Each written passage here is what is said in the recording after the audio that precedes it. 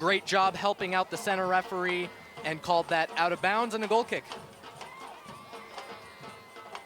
Well, Benham looks to find a teammate working. We saw Friday's game against Houston Baptist a lot of kind of feeling each other out early, but we're not really seeing that here. Right, the first 10, 15 minutes of that game on Friday were a little bit slower. They involved a lot of passing deep and seeing how the defense was going to react. Today, the Lopes and NAU have decided they're not going to do any of that. They're just going to attack. They're going to find out by seeing what happens when they throw a ball at the net. Well, definitely a good strategy and one that is usually unrivaled. But tonight, GCU has got to take advantage of NAU and isolate them one-on-one, because the last two games, they were, Coach Andrew Luciano was very unimpressed and said that they did not do a good job of matching up one-on-one and the other teams are winning the battles. Well, absolutely. Like I said earlier, this team isn't happy about where they are. They're hungry for more. They think they should be, 3-0 right now. And truthfully, they have the skill to be able to do it. They do have the skill to be able to do it, that's for sure. And no easy schedule for the Lumberjacks. Next up, they have Army, UNLV, Bakersfield, and the Arizona State Sun Devils. So that will be another in-state rivalry for them down the road, as we have something far touchline. No teammates really there for her, and an easy play for the Jacks to get it out. Hard to read the numbers and lettering on NAU's jersey, that's for sure. GCU, very easy to tell. It's a broadcaster's dream. GCU in the black shirts, black shorts, white shoulders for GCU, and NAU all white. Well, and as long as the referees are happy with the jerseys, that's all they need. As long as it's easy enough for all four referees on the field. Oh yeah, no one's saying they dress for us. They couldn't care less, as I'm sure you guys all can expect. But Mackenzie here comes Cook with a good move there. To her left, let's see what she does. Into the box, that one way too high, and you could tell the second and hit her foot. Well, it's a decent strike. She might have gotten a little bit off balance, pulled back just a little bit as she was heading into that strike. That's why it flew a good 10 feet over. Benham sends it up to a teammate.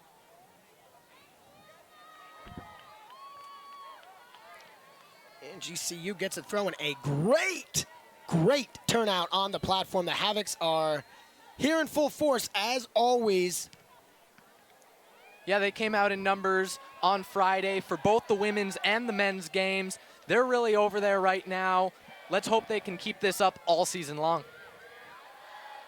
Oh, well, you can imagine they would. A lot of excitement for the new school year. Even more students, of course, in this coming year as it just keeps expanding. And on the far side, Logan Van Dyne will try to play defense, but the ball goes out. Good for a Jack's throw. Well, it's great to see the spectators out here, all the students. Classes start tomorrow for almost everyone. A couple people have Tuesday, Thursday classes only. But instruction should start tomorrow. And that's going to be a corner for the Lumberjacks. And they decide to put it right back in now. Into the box, top side, chance for a shot. Oh, that was beautifully executed, but just flashes it above the crossbar. Well, that's a great set play. They were able to get the ball back in play. They elected to take the quick restart, play it short, use that set play in order to get in before the Lopes are able to set up their defense. That's a dangerous play that fortunately they misstruck. Right, and I mean, yeah, you usually see, obviously, the ball going to the corner right away. And like you said, to try and get them kind of off guard, that's what they did. And it's a great idea. Well, and it had all the defenders fooled unfortunately, it had the striker fooled as well. Benham will get possession for another goal kick.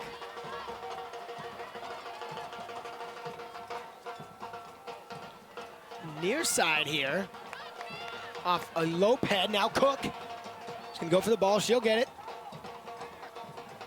To the middle area, open, and that one blocked. And I believe that was Kelsey Smith who struck that one, wanted to go for gold, but not quite, as it was blocked by a defender. Well, Kelsey Smith did a great job there. She found space in the area. She was able to keep that distance from the defenders and was able to receive a ball. Great pass by Cook. In the middle, and there's a lot of physicality so far from the Lumberjacks. Interesting to see how that will factor into this game all night long. Definitely a good amount of shoving so far. Nothing that has gained the referee's attention. Well, I would hope not so early, right? I mean, of course, we all like when the least fouls or penalties are called anywhere, and that was an aggressive tackle. Yeah, it looks like we're gonna have a free kick going in for the Lopes. Just a little bit outside of their attacking third, so we shouldn't see any bookings because of it.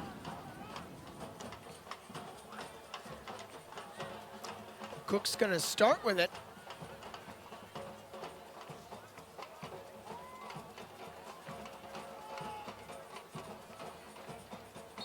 See where she sends it. Yep, she's gonna send it into the penalty area.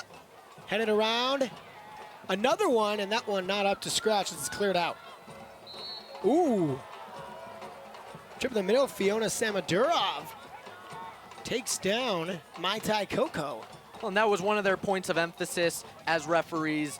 About 2 years ago, they said, we need to reduce the amount of impacts happening while players are going for the ball in the air. We need to protect them. We need to make sure there aren't pushes in the back. So that's a great call. I really like that one.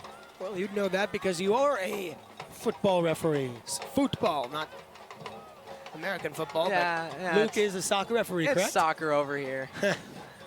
Good. Well, you never know. You talk to somebody, they could get offended. And there's only one football. Well, that's all right. That's all right. In certain countries, yes, there is only one football, but not here. Throw in. Andrea Martinez. And that one kicked out by Gamble. Headed up. Coco gets the leg on it, but to a GCU player, and the Lopes will try and gather possession in the center circle. Down the side, here comes Smith. Will she have a step? What a great through ball. Oh my gosh.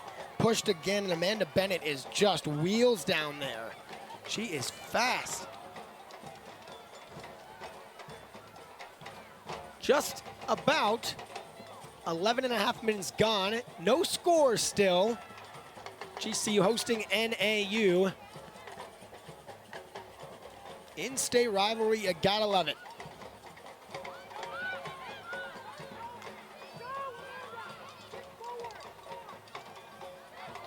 Gamble. Ooh, knocked off the ball again, and we see more physicality as Wisely comes up with it. Yeah, that one's just two players coming together. There's no malintent there. They're just bumping into each other and both falling back.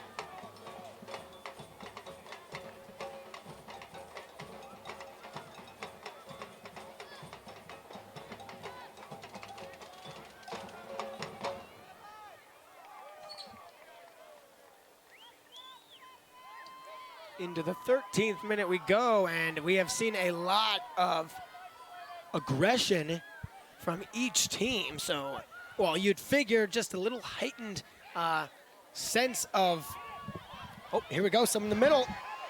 Mailing, turns it back. Down the side. Coco sent it for Bennett, and that one is well out. Mai Tai Coco had a nice run right into the penalty area, but Bennett was unable to get underneath it. Wisely working on the ball. Sliding tackle there by Robson. And that's a bit late. Referee will go over and have a word with her, but it looks like the Lopes will take the quick restart and keep him from kind of getting a chance to talk to her.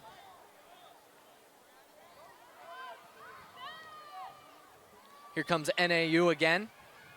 On the possession, driving right into the middle now. Out wide, back to the penalty area, but not enough air on it, so GCU Lope was able to get it and clear it.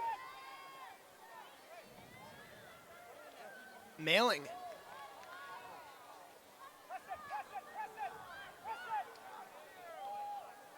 That one. Now something here, and maybe GCU can get some numbers. A little bit of a rush. Here comes the counterattack. Cameron Larson unable to keep it, couldn't get the body in front. And now another run for Mailing. Well, Alex, I think we can say pretty confidently that we're going to see a lot of attacking this match. We're going to see a lot of attacking of the nets. We're going to see a lot of physical play between the teams. And we're going to see, hopefully, we'll see the referee stepping up and making some good decisions to keep this game flowing well and keeping the players on the pitch. Oh, now something here from Mailing, and miscommunication as her teammate Terhune on the backside was cutting, and it was too soon.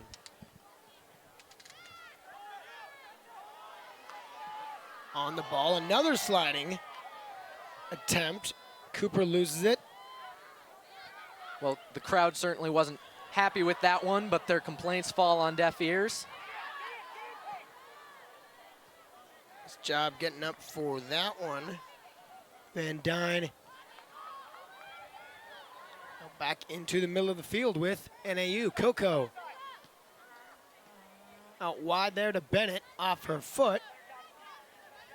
Oh, right in the corner. So is that going to be a throw-in or a goal kick? Looks like it ran over the goal line, so we should have a goal kick. Ooh, that was right in between, right into the corner. It hit the goal line and the touch line where they intersect, so. That just barely ran right past that flag. Martinez.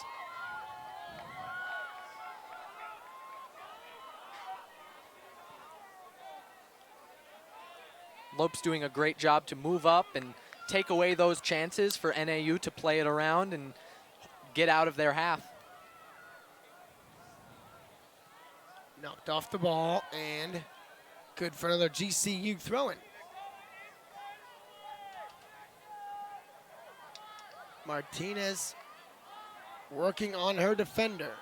Finds Wisely off the head. Now Smith. Nothing really doing, falling back, and she really went across her body to get that one.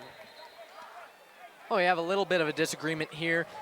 The assistant referee wanted to have a goal kick. The referee was right there, said, no, I saw a deflection. We're going with a corner kick. And look at these Havocs hanging out right behind the net, just like they were doing on Friday. They're making sure that NAU knows they're there, and they're going to do their best to help this side. Great head there, but just off target.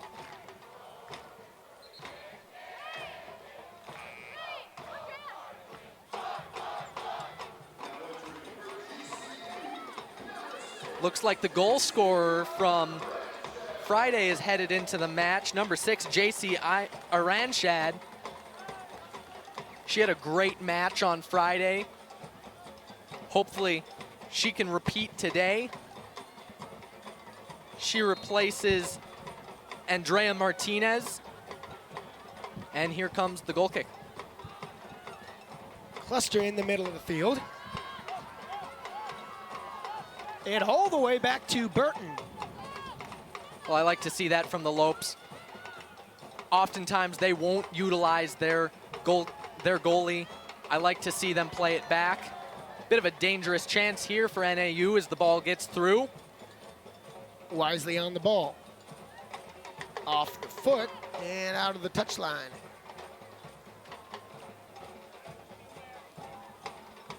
Comes a throw in for Victoria Cooper. She'll try to find a teammate in the penalty area. That was Carly George touching it for one of the first times tonight.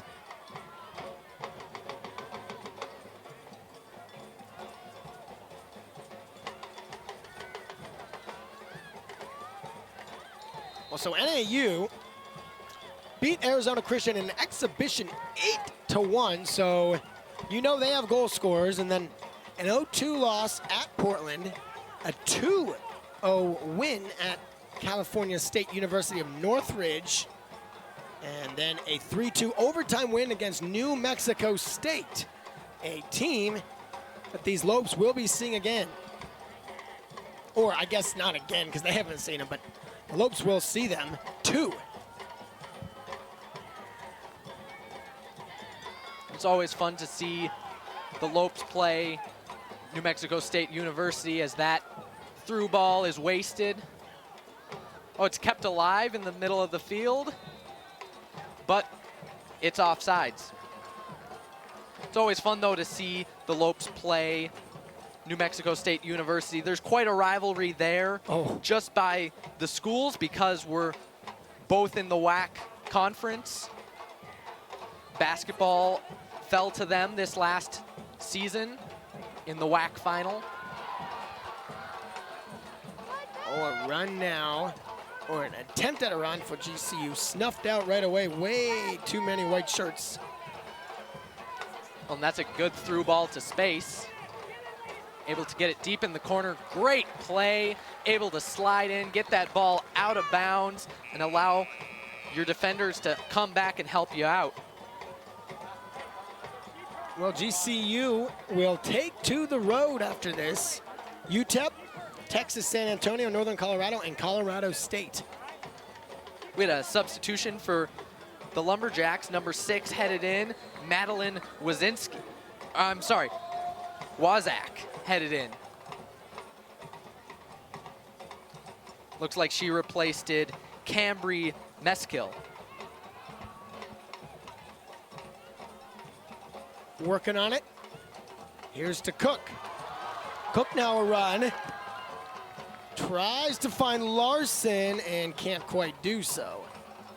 Now that's just an unlucky touch, a little bit too heavy. I think she was trying to put that more towards the goal line, a little bit towards the corner between the corner arc and the penalty area. That's the space that she was going for, just had a little bit heavy of a touch.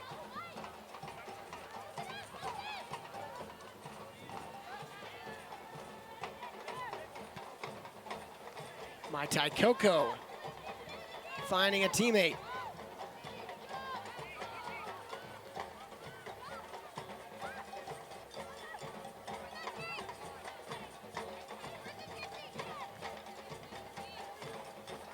Flying in to head that one is Kayla Terhune. Sending it all the way back to Benham now.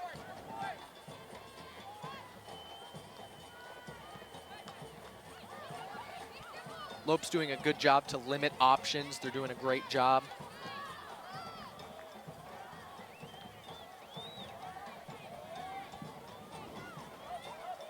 This ball runs into the corner. Should be easily collected and played around with there in the back line.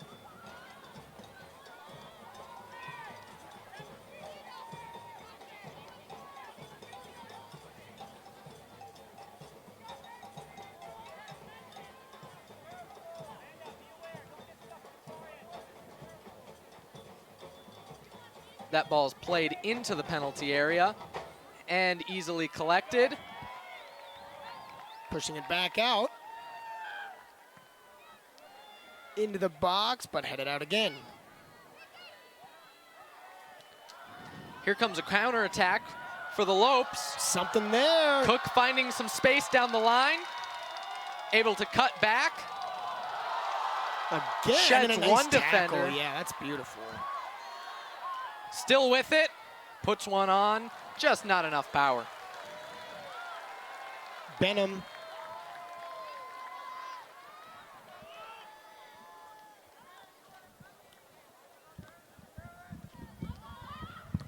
Well, that ball played into the center. Havoc's having a little bit of fun over there. Definitely a great turnout there by the Havocs. Very happy to see them.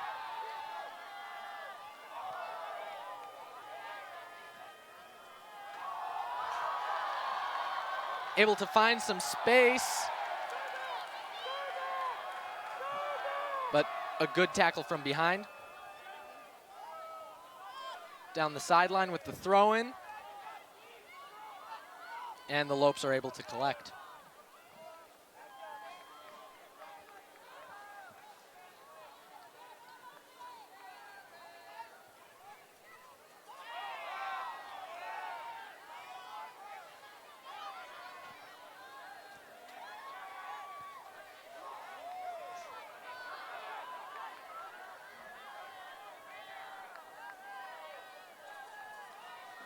Well, Cameron Larson there on the far side is not very happy with the lack of calls there during that last sequence.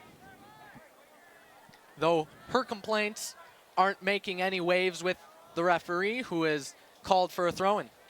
Cameron Larson is such a competitor out there. She, a sophomore, but she is very good.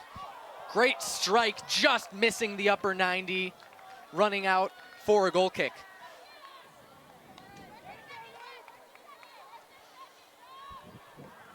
Benham's going to send her players back. GCU marking up well and tightly. There's Larson, and that heads it right in the thick of it. Now Cook. Cook charging hesitation. I don't know. I think she would have just kept running and maybe got a lead. She would have had it, but of course I'm not on the field. That's way harder to call down there than it is up here. Yeah, absolutely. It's always easier said than done. It's easy for us to talk about what they should do. It's completely different when you're on the pitch, when you can't see all of the options like we can being elevated. Yes, absolutely. Larson heads that one towards the Lumberjack bench. Well, you got to figure these Lopes, or I should say the Lumberjacks, are feeling pretty fresh right now. About halfway through as this one goes into the crowd for a souvenir. Well, this is great. The fourth official there at the bottom of your screen, Noah Kenyawani, just helped out the center referee. I'm always a big fan of seeing fourth officials jump in and help. You know, typically they think they're just the assistant that's there to manage throw-ins manage substitutions and make sure that all of the stats are recorded correctly. But no, they're referees. They can help out. The center is always a big fan of hearing what they have to say. Well, Gonzalez and Larberg. Cook with a strike. It's loose. Yeah, what a shot. That's a good grab there. Well, I was checking to see the NAU subs coming on right in front of us, and I missed that. That's how fast it happens. But Sam Larberg coming on, and she is one of the with the better players on this team. 3 goals against Arizona Christian in that 8-1 rout. Already getting fresh legs, so they keep them fresh and keep recycling the players out for the entire game. Yeah, when you're going to play such an aggressive game, when you're going to go in and make every pass on goal, you really have to make sure to keep fresh legs. Otherwise, you're slowly going to wear down your own players, and then you're going to be ran all over by your opponent. GCU has been starting very well. 6-1 advantage in shots for the Lopes. Just heading into the 28th minute here as it's played back to Burton. Sent up. And now, oh, I thought that was going to fall to a Lope. It looked like it was offsides. Mulling came from an offsides position, so rightly so, the assistant referee threw up his flag and said, this will not stand. Yeah, Paige Mailing's been doing a great job tonight of finding the ball and finding her teammates. Unfortunately, hasn't led to much yet, only 1 shot.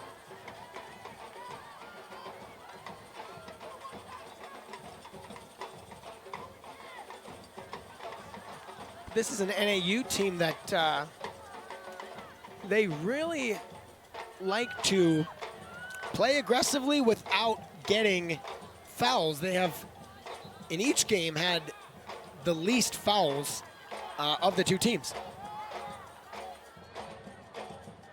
Throw in.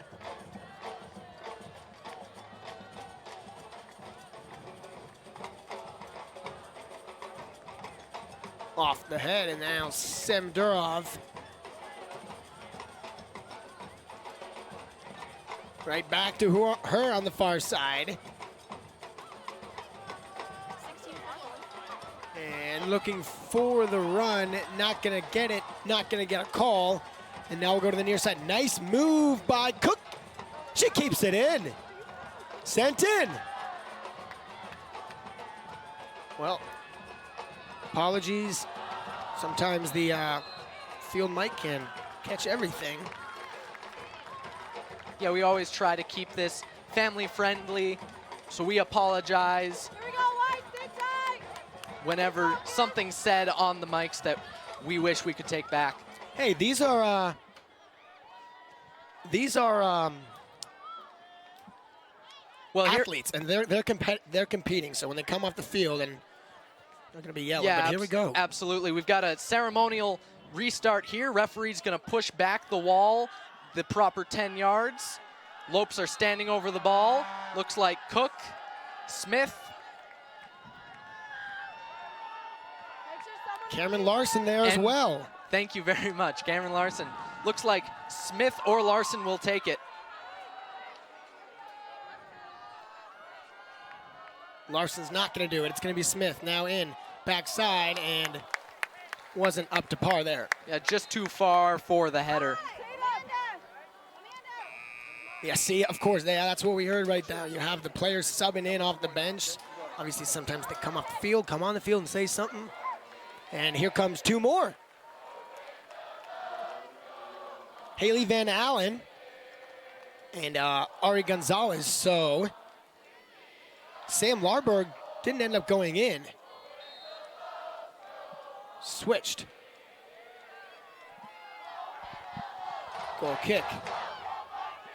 Havoc's getting rowdy. Love to hear it. Certainly got to mess with the opposition.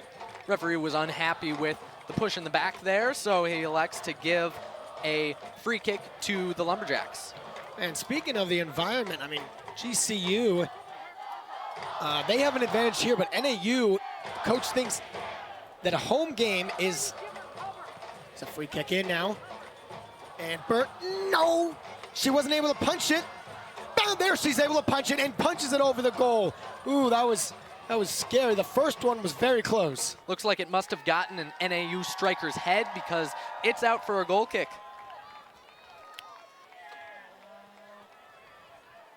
Nice job. Probably punched it into a Lumberjack's head, or off a head, whatever you want to call it. As a run now here over the midline.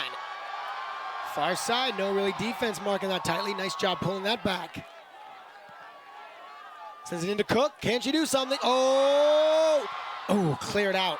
That was so close. Cook almost had it, but nice play by Benham. Yeah, cleared out just in time with Cook knocking on the doorstep. Well, Benham is a good keeper. She has kept them in games as well as Abby Burton.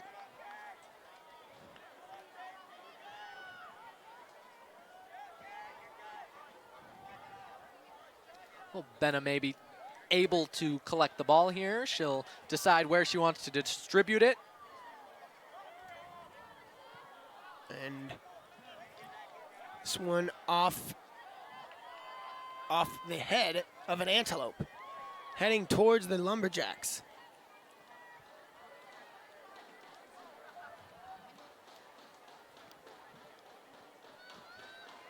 Sent in. Hannah Edwards working on it there. Oh, that ball almost slipped free there for a lope. Nice job flying over the top to get that header by Michaela McGee. Well, and she came down and hit the floor very hard there. Looks like she may be injured as she's walking back towards the back line. She does not look very good right now. Definitely looks to be in some discomfort, but hopefully she can't work that out. She can work that out.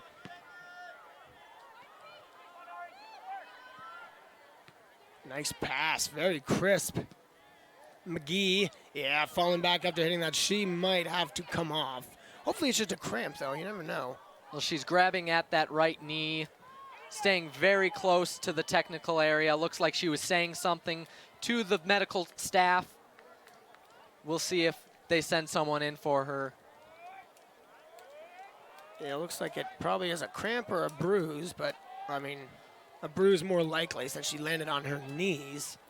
Well, that was flying in. You would think playing on grass would be softer than playing on turf, but they pack these fields so tight that it's like landing right on the floor, you know, on your carpet or even on turf. It's very similar. Well, they are so lucky it's not artificial turf because that's a recipe for tons of turf burns and friction burns.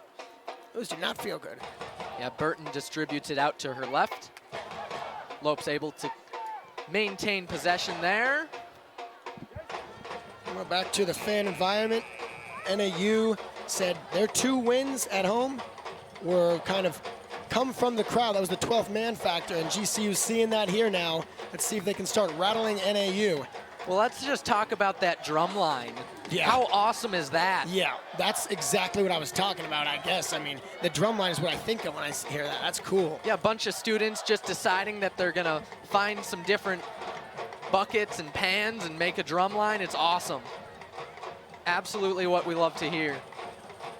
Actually didn't know that they were just buckets and pans. I had no idea. Thought they were real drums. But you learn something every day, I guess.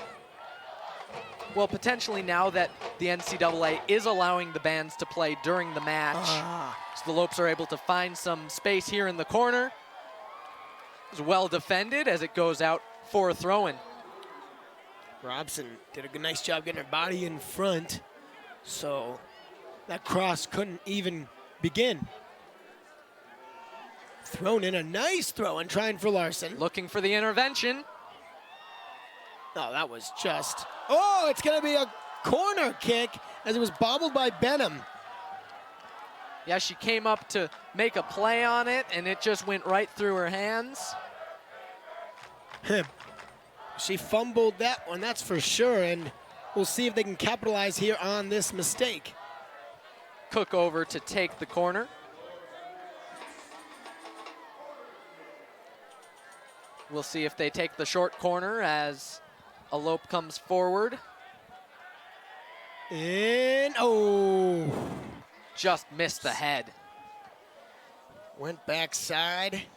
It just missed the head and just missed a goal at that.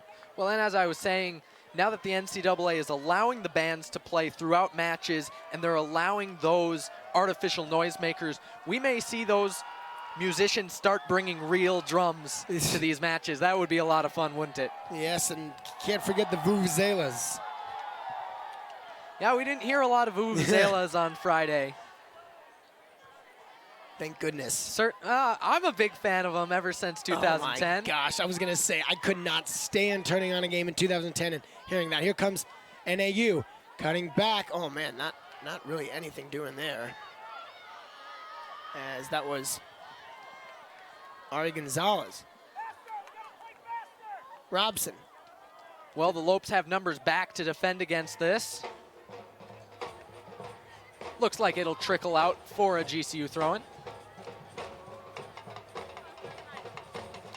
Good interplay there in the corner. Get around the striker. Just an unlucky touch there as NAU will get a throw-in.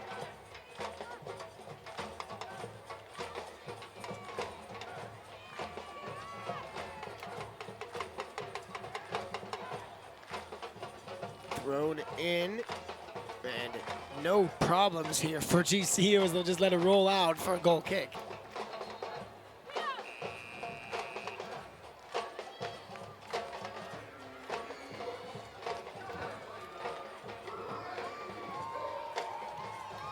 Here comes Remy Deutsch, a freshman from Gilbert.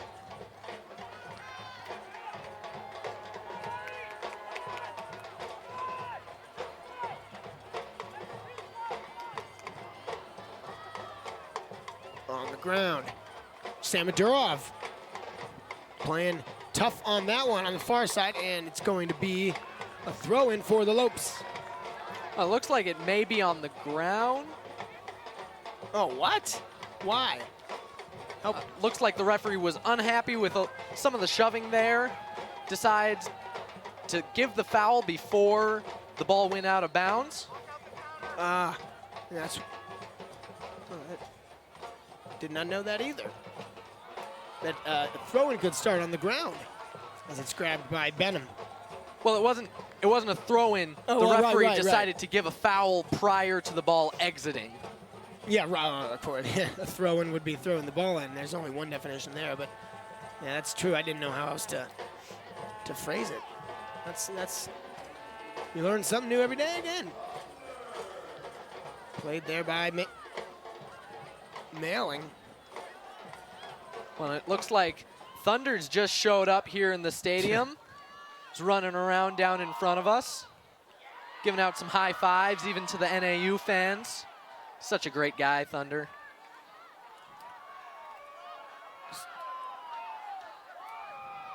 Still, a typical set of antlers on his head for an antelope, not atypical.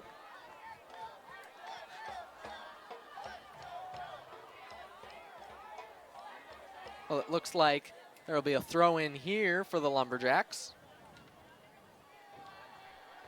Nothing really doing. We started hot, but now it's kind of slowed down. No shots really. 6-2 is the shot totals.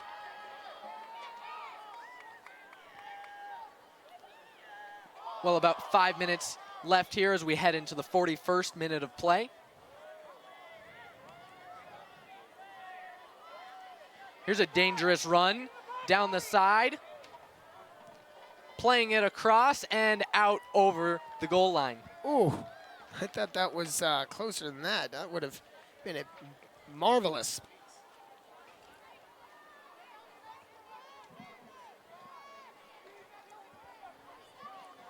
Abby Burton setting up with the goal kick.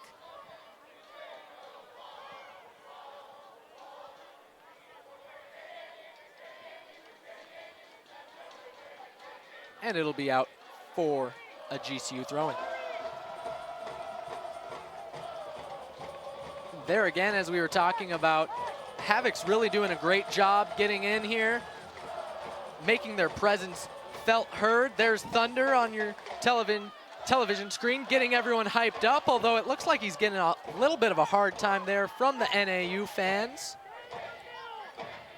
Fortunately, I think Thunder can handle himself. He's kind of a tough guy. He is indeed a big boy.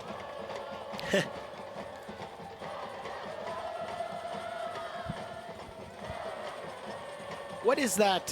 What are they chanting down there? I feel like I know the rhythm of that. Here they come. Come the Lumberjacks. Oh, she tripped up and lost the ball. I believe that's a new jersey. I'm not sure if that's a new jersey from last year. He almost tripped coming up.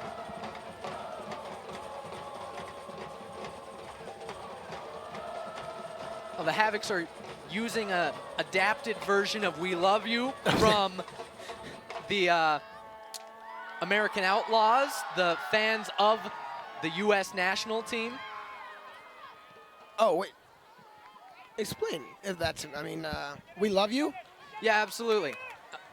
It's a chant where essentially, you know, they scream, "We love you, we love you, we love you, where you go, we'll follow."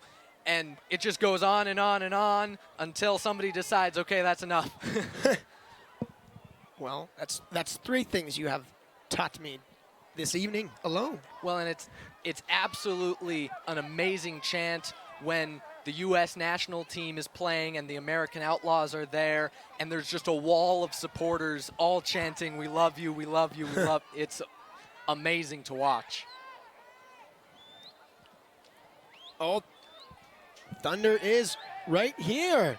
It looks like Thunder has come into the press box with us. We'll see if we can get an image for you guys over here. Thunder, how are you doing? Come on, baby. Good. There we go. We got this.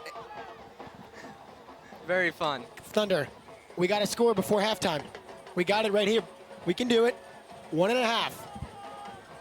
Middle of the field. I know, we're okay. Oh, here they come. If they score here, you're not leaving the booth the whole time. Ah, McGee. I mean, yeah, if they score, you're a good luck omen, and I'm sorry, but you're confined here for the rest of the night. And Yeah. you're fine with that. Thunder, I think we've got a couple job openings, actually. So if you're looking to do on-field or something, you know, we could get that working. Yeah, you downfield? Yeah, we could get a bigger headset, absolutely. We could do that. That's one that fits over your antlers. I was going to say that has holes for the antlers. There we go. Yeah, I remember last year we tried at volleyball, and you weren't able to necessarily get it on, so. But those are good times. We might have to custom order it. Shot there from NAU, and what do you think of that, Thunder? Well, let's see what he has to say. Wise words from Thunder, like always. Well, we appreciate having you in the booth. You have a wonderful day, all right? Incredibly well-spoken. I don't know how he smiths those words so well. You're exactly right. That couldn't have said it better myself. Smiths. I like that. Well, about 30 seconds left on the match clock. Lopes looking like they'll run it out, but a good amount of interplay. Cook with space. Just too heavy for her to handle. Well, quicker first half. Right, this should take us to the end of the half as the ball rolls out for a throw-in.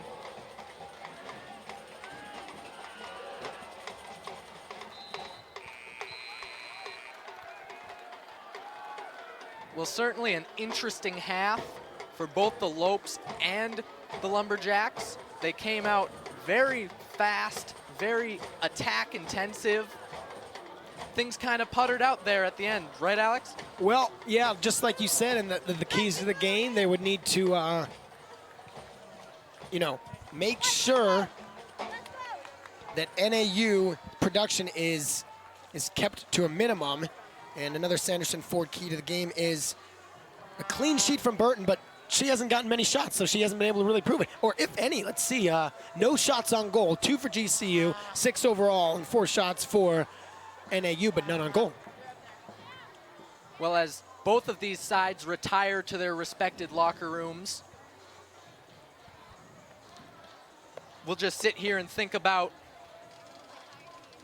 how really the Lopes have done a great job defensively. They've done a wonderful job limiting the opportunities against them. You know, NAU is a very dangerous squad. Getting production out of 5 separate players and 2 bench players, that's absolutely amazing. And quick observation against Portland, coach said that they did a great job isolating 1-on-1, and they were able to take advantage of rotating on one side. But here, it seems like you said, GCU has not been allowing them to do that. Right when the ball goes to a player, they are swarmed and almost taken. Yeah, absolutely. NAU does a great job of moving off the ball. They do a great job of finding space on the pitch. And the Lopes have done a great job of taking that space away. They've done a great job of attacking those ball carriers while they are looking to distribute, cutting down on their time, and forcing them to make passes that they probably wish they didn't have to. Samadurov, Van Dyne, McGee, Nichols, and Cook have all played each minute of that first half. So we'll see which changes come after halftime.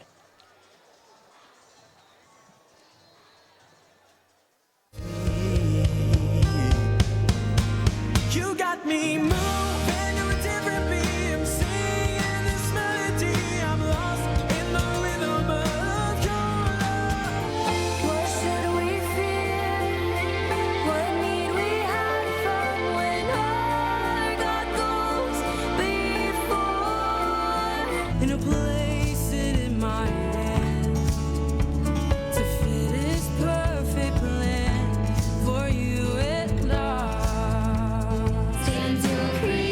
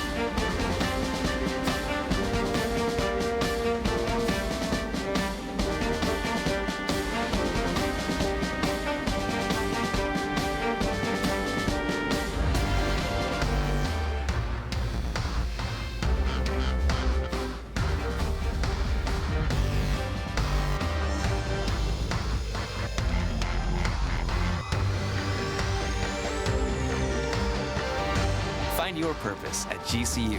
Private, Christian, affordable, and nonprofit. Visit gcu.edu. Welcome back. And we are going to take a look here at the first half and analyze it. Brought to you courtesy of the GCU Hotel Highlights. Yeah, here we have a great chance by Mackenzie Cook. She's able to keep it. Here it falls to her foot and just runs through the hands. No one there to capitalize on the chance, though. Here Larson just not able to get to it on time. And there we have the potential injury with the gal hitting the floor. Cook with a great header across, but just past the goal. Alex, what's your overall thought of that first half? Well, not too many thoughts to speak of, really. I mean, it's kind of been a really uneventful, save a couple aggressive plays, but I'd love to see GCU turn it up like they did against Houston Baptist. They absolutely suffocated that team, and offensively, 26 shots. They could not go wrong. Well, they certainly held the possession throughout the match. They were able to get most of the quality chances, able to limit Houston Baptist to very few chances. I think they've done very similarly here tonight. They've limited NAU to just a handful of chances. Absolutely. All they need to do now is find a chance to be able to use their possession, use the entire field, get in deep, and try to put some shots on goal. Yeah, so defensively, I'm not sure they really need to shore anything up, but offensively, going to try and get something going on this NAU defense. And how about that on the field? Are those just students that come down, or are they selected? I'm not exactly sure. That looks like potentially some Havocs competing in a contest down there. Little penalty kick. There's Thunder. Oh, Thunder just missed it off the pipe. That was close. Some of those kids are really shooting hard. Well, they're getting out here trying to impress Coach Leader, hoping that Coach Heilman is in the stands. Absolutely horrible shot there from Thunder.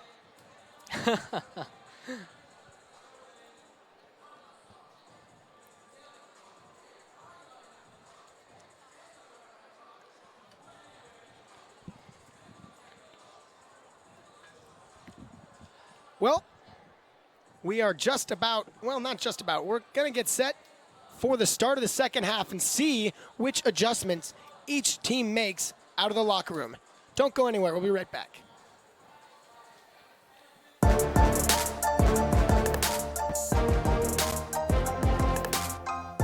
Last season was a little bit of a transition. It took us a while to get going. We really didn't find ourselves until the conference tournament.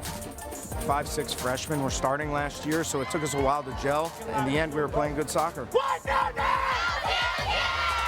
To play at home is great, to play in front of our crowd, to play in our stadium, to play with the Havocs behind us and carrying us is phenomenal. To have the tournament here last year was special. Obviously, we were the underdog against UTRGV, and it was an interesting game to say the least, and in the end, we prevailed.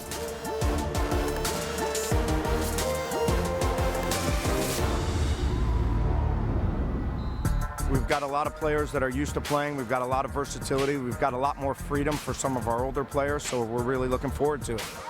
We've got Mackenzie, we've got Kelsey Smith, we've got these older players that are coming back. They're going to be allowed more freedom this year. They may not be stuck to more defensive roles. They're going to be allowed to attack. They've got the freedom, they've got the talent, so we'll see what it brings us. Ben Parman's come in. He came from New Mexico State. His first and primary role is to work with the goalkeepers. He's doing a fantastic job. Right now we're looking at Abby Burton. This is her 5th year. She's the front runner. We've got a whole new set of goalkeepers this year that he's working with, but he's going to help with scouting and recruiting as well. Mallory helps out a lot. I think she's a good role model for our young ladies because she played at a high level. She's done exactly what they've done, and she can still do it today. The kids know exactly what we're looking for as a staff. They know what to expect from us, but they've set their own rules, their own boundaries. They've talked about being tenacious every day in training and accountable, and you can see it in the way they play. You can see it every day in their training. The team's got goals, but what we really want to focus on is our daily efforts and what we do every day in training to get us better.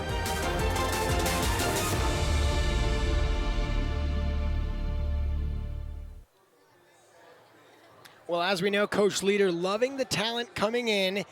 He said last week he feels that the team's talent is better than it was last year. There's a lot of a desire to learn the game and knowledge of the game, but it's really cool to see him trusting his players that are coming in and giving them free reins. Well, absolutely. It'll be interesting to see how they react coming out of the halftime. We'll see what adjustments they've made. We've talked quite a bit about that game Friday against Houston Baptist. Absolutely great effort by the Lopes, but Coach Leader had a little bit of a different spin on it. He said, it's great to get that result in front of our home crowd, but he didn't think that it was their best soccer. He thinks that this team can play even better than they did. He expects them to play better than they did even on Friday. So we'll see what kind of adjustments they make here during the halftime, and hopefully we'll be getting out of here with a couple goals and having a good time during the second half. Yeah, that's right. NAU, this would be a big win for them. And obviously, Coach Leader said that about the performance last night, and it's kind of true. I mean, with 26 shots, you didn't have more than 10 on goals, so that's just about execution and capitalization. Well, and Coach Leader is all about effort. He wants to see the gals out there moving off the ball. He wants to see good runs into the area. He wants to see a bunch of through balls to space, and he doesn't want to hear, hey, coach, I'm tired, can I come out? Well, that's the good thing about having these youngsters with the fresh legs. Hey, families, if you're still in town from Welcome Week, which I'm sure some of you are, be sure to check out the latest play in Ethington Theater. Here's Ring Around the Moon.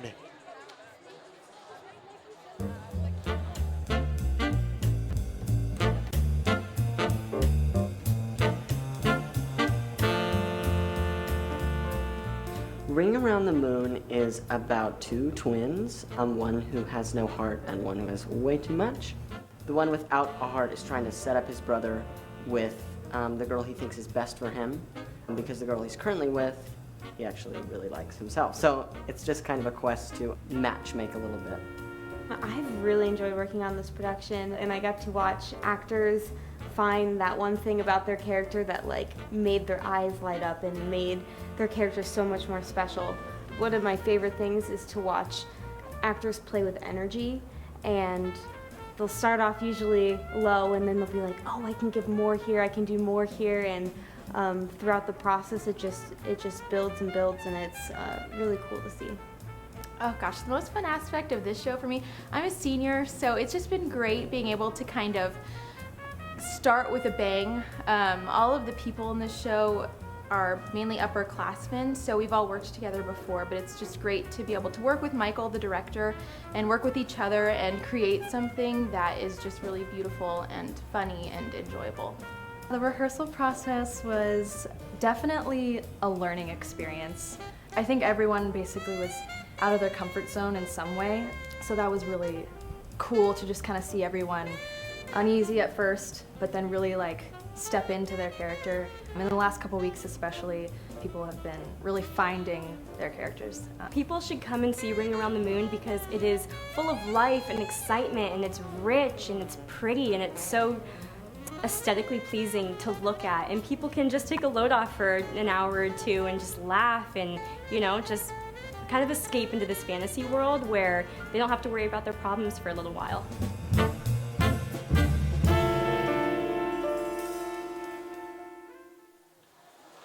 Don't miss Ring Around the Moon in Ethington Theaters. And real quickly before we get started in the second half, Luke, let's revisit the Sanderson Ford keys to the game. Yeah, absolutely. Our Sanderson Ford 3 keys to the game. First of all, NAU's production has been spread out. They've had production from 5 different players, 2 of which coming off the bench. They're all dangerous. The Lopes doing a great job limiting their opportunities. keeping them to just a handful of shots on goal during that first half. Second, they had a great start on Friday. They're doing a lot of the same things today. They're looking very good. They've done a great job on the defensive half, and they've done a great job in the attacking third as well. Third and finally, of course, Abby Burton doing a wonderful job back there, turning away everything that's come towards her. I'm sorry, she hasn't seen anything yet. That makes it pretty easy for her. Well, she hasn't let anything in. That must mean she stopped. I mean, no goals means you've done something right. But in this case, yeah, no shots. But that's courtesy of the defense, maybe, not allowing the Lumberjacks to get in and get dangerous shots. Well, here the teams are taking the field. We'll just quickly take a look at our match officials. The man in the middle, Jason Ulrich. The assistant on the far side, Charlie Farr. The assistant here on our side, Melissa Beck. And the fourth official helping out, Noah Kenyawani.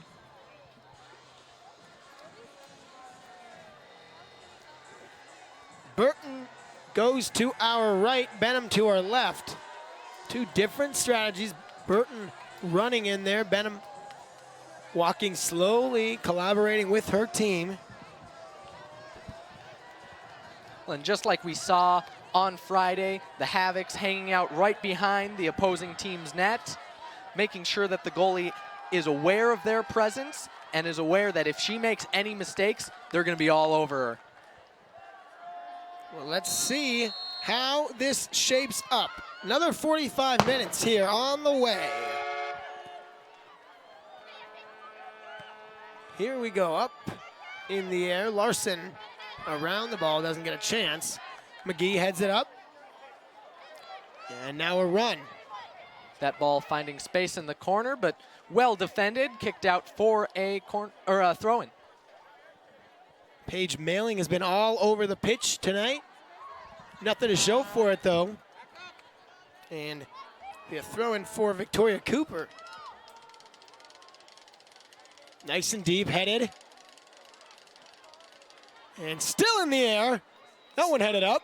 Still dangerous. Oh, yeah. And finally, no. And now a chance for numbers for GCU. Well, now they couldn't quite get that right. It would have been close, but no dice.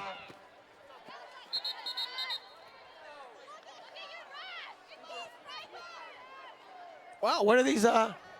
Seems like GCU is a little upset with something. I think they felt as though they would have rather had Kenyawani's decision there as the fourth official. Fortunately for GCU, the center official is still the one that gets to make the final decision, and he saw something different. Yeah, well, yeah, of course. And it happens in sports a lot. You have the far side referee or whatever, umpire make a call, and it's like, well, why wouldn't you just defer to the one that's closest? But that's the pecking order. Just like freshman through senior in college. And here's a corner kick for the Lumberjacks. Coco. Nice job getting that one up, but doesn't clear as it goes into the Lumberjack bench. And Matai Coco will see the ball missed, and now GCU gets possession. Can they get something going out of the gates? Run and gun offense.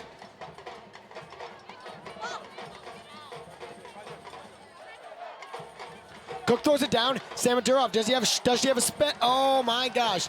Does she have a step? No. And Benham comes out. Wow, that was a good ball by Cook. Oh, very well defended there by Carly Gamble. She was able to get her body just enough in the way to stop that counterattack and give her keeper enough time to come out and collect that ball. Yeah, you're absolutely right. If she was, well, Benham may have come out anyway, but if she was one step further, that may have been a goal. NAU playing around here in the center of the field. Sends it in, and Coco has it in the middle. Dangerous turnover there. Don't want to lose it right on top of the box. On the ground to Cook, and they're obviously going to keep looking for Cook. Their star, and there's Samadurov. Loses the ball, and a nice play made defensively by Victoria Cooper. Coach leader there showing that he can play a little soccer. Bouncing that ball. Scramble for the ball. NAU comes up with it, but I think that pass, yep, just a little too soft, and Lopes able to recover. Looks like the infamous push in the back. Lopes will have a free kick.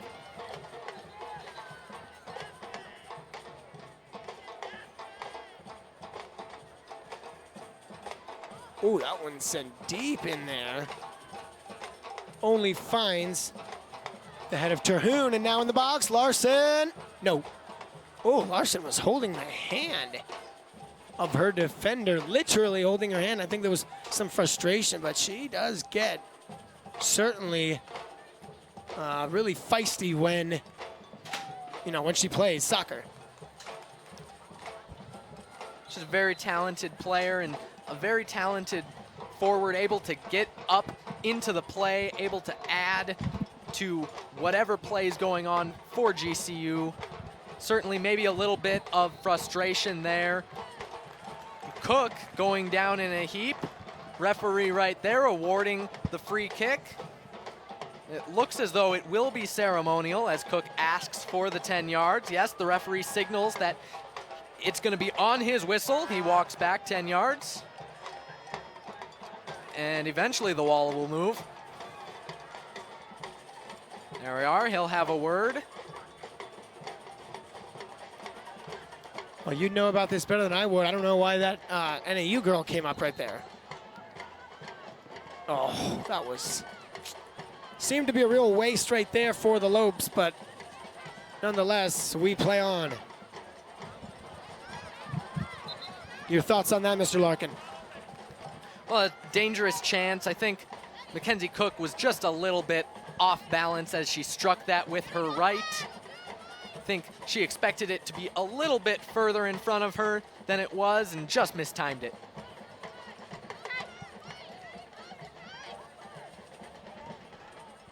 Well, here we go, the throw in. Hannah Nichols guarded that ball. Now Cook. Well, no, it's going to be to Samadurov. Samadurov moves. Oh, couldn't get it into the box. Sabrina Rodriguez makes the play defensively. Still a dangerous play here as Cook regains possession, puts it across the middle. Oh. And it's deflected in by an NAU defender. Referee is saying that it was not on purpose, so the goalkeeper is able to use her hands.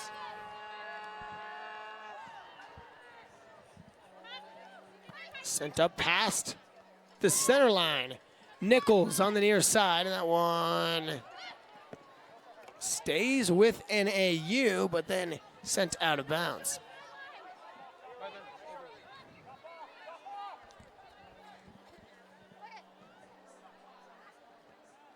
Cook went up for that one there. Larson, she almost wins every tussle for the ball because she's so much taller. You can easily tell which player she is on the field, on the pitch. Lopes have a player down on the floor. Not certain who that is. Referee has gone over to have a conversation with her and see if they'll call out medical staff. Probably just a cramp. Cameron Larson goes to check. Well, Mackenzie Cook on the edge of the technical area receiving some information from head coach as...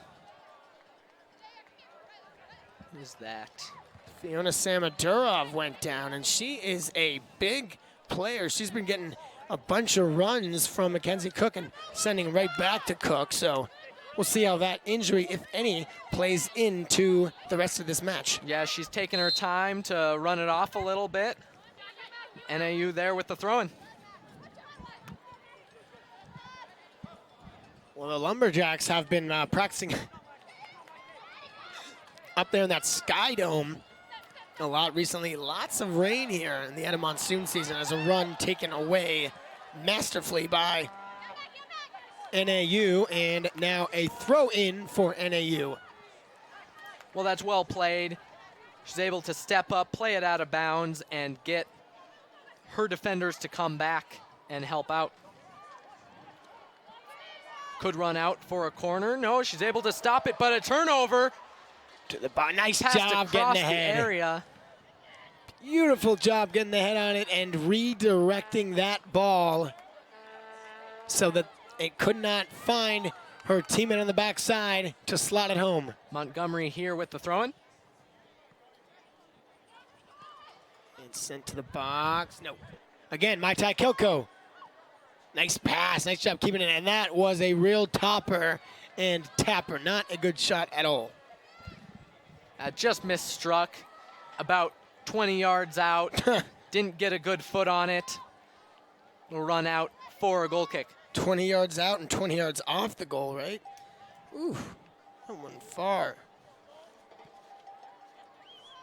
Full moon, or I'm not exactly sure, but it's peeking through the clouds and it's making for an even more picturesque view here at GCU.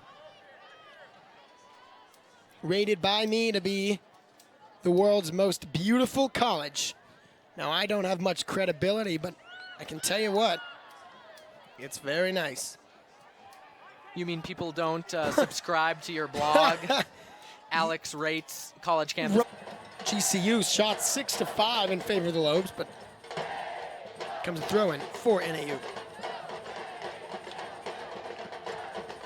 There it is. McGee on the defense. Nichols. Nice little pass to squeak it through. Finding Top of the space. box. Cook passes it off. Backside. No. Trying for Perry Belzer, the freshman. And we have a substitution here for the Lopes.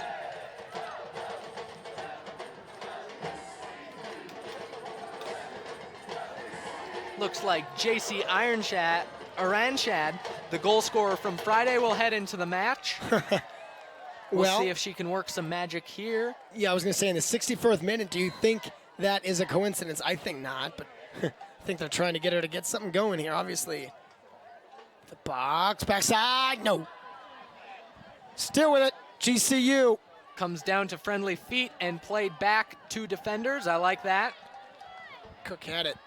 Lopes maintaining possession, throws Down it the in. left side, wisely throws it out, and that is a waste on a real chance I think they had. Had a bunch of players forward, but nothing doing.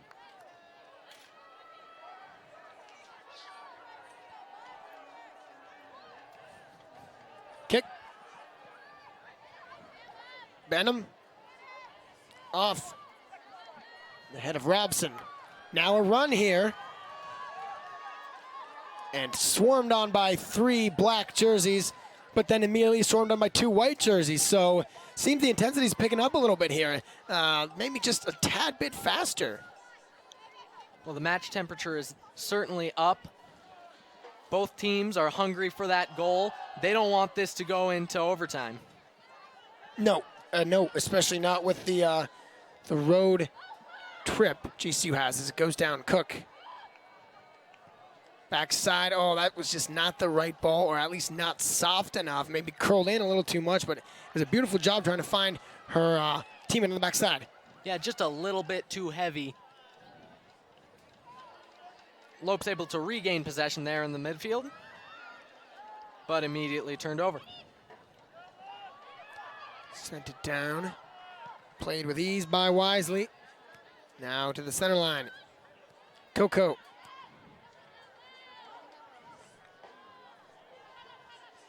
Wisely not played by the NAU player, as she would have been offsides there.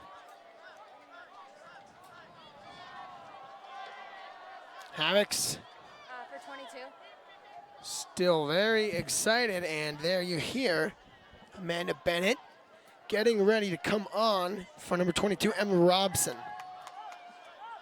So Bennett's going to come back in. Bennett 30 minutes tonight. Well, dangerous turnover there, but able to be recollected. Dangerous play here. Nothing doing, and fortunately, but Abby Burton's ready nonetheless. Backside, get ahead on it, she does. Exactly what you want. Now clear it out. Get it rid of the danger. Look at that. Who's sprinting to the ball? None other than Mackenzie Cook, just like always. Now Larson, does she have a run? She's not the fastest, but she does have long legs and a long stride. 23 and 29. 23 Noah Johnson and Remy Deutsch get ready to check on for GCU as Emma Robson is going to come off for number 4 Bennett. Good head there. Into the box. Backside, no. And the Havocs wanted something, but you figure if she could have gotten that perfectly, that would have been a goal. Just assuming teammates stayed on sides. Well, it was a great build-up. All she needed to do was put a good finish on it, but from that angle, that would have been a highlight goal for sure. Not surprising that the finish wasn't as good as she was hoping for with that reduced angle, but still a dangerous chance. So Robson comes off. Carly George looks to come on. George, the junior from Littleton, Colorado. Coco. Sends it down the touchline. Mailing. Nice play. Now something in front. NAU, no, misses it wide right. Abby Burton was right there. She was ready to make the play. Dove to her left very well. If that ball had been on, I think it would have been firmly in the midst of goalie Abby Burton. Absolutely would have been. Not very hard, not necessarily too sneaky, but Larberg did get probably the best opportunity of the game, I'd say, for either team, maybe, right? Yeah, I would agree with that. The match is definitely picking up here in the latter half. 65th minute. 25 to go, so each team needing to make whatever adjustments they can or need to. With only about a third of the match left, we should see players start committing more to their runs, going in deep and attacking strong. It's really going to be a matter of who's caught out of position first. I had to sit and think about the fraction in my head. I'm not very good at math on the fly. Cook. Oh, pushed and guarded by, or I guess blocked by 2 NAU defenders, and now some choice words between Cook and the defender. They're still yapping at each other. Well, that's a great play by the NAU defenders, able to escort that ball back into the safe hands of their goaltender. You like to see that anytime the ball is lazily moving towards the penalty area. Of course, Cook getting in there, trying to make a play. She's going to go ahead and try, and, you know, no harm, no foul.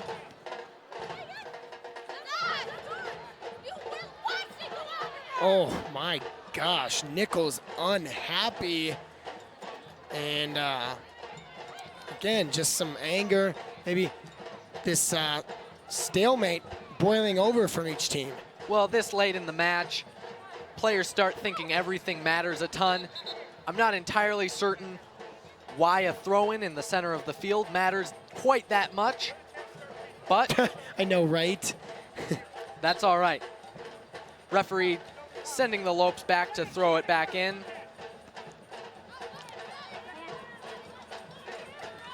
Oh, brought down again. I think that was pretty just natural causes. Yeah, pretty harmless. Yeah, right. Just getting tangled up a little bit in the feet. Nothing too aggressive or flagrant. Well, and Cameron Larson getting in trouble here a little bit with the referee, infringing on those 10 yards. Ball played into the middle, but defended by the Lopes. Larson able to collect on the near sideline. Her legs are so long. I mean, you could really match up to anybody on there, and she'd be taller. What is she? 5'11" on the roster. That is easily, save for 2, the largest on this field.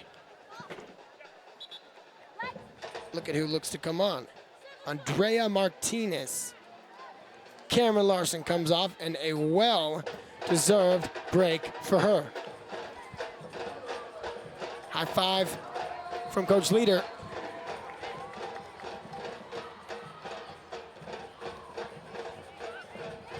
They on the ball. Iran shot, oh, can't stay up. Quite a bit of contact there. Referee was very close, decided it was 50-50 and let the game continue. Again, a nice call to let them play on.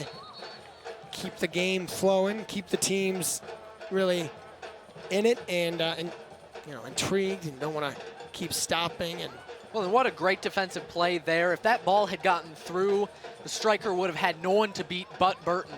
So good job by the Lopes, able to get that ball out of bounds, give everyone a chance to get back and defend. And they're rewarded with a throw-in.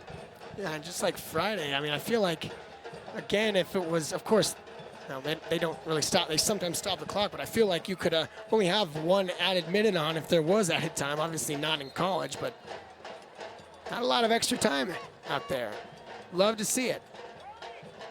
Well, there's a set number of reasons that you would stop the clock. What? Let's hear them.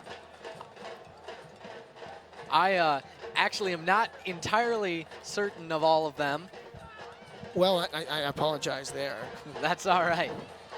See, I subscribe to the school that says that the referee should be the one to decide how long the match goes. If he wants to see an extra minute, extra 2 minutes, he should be able to do that. Absolutely, I absolutely agree with you on that. And you're giving me a little homework though before our next match to look that up for our viewers at home. Well, I'm sure you'll get it to us and more because soccer guru Mr. Larkin.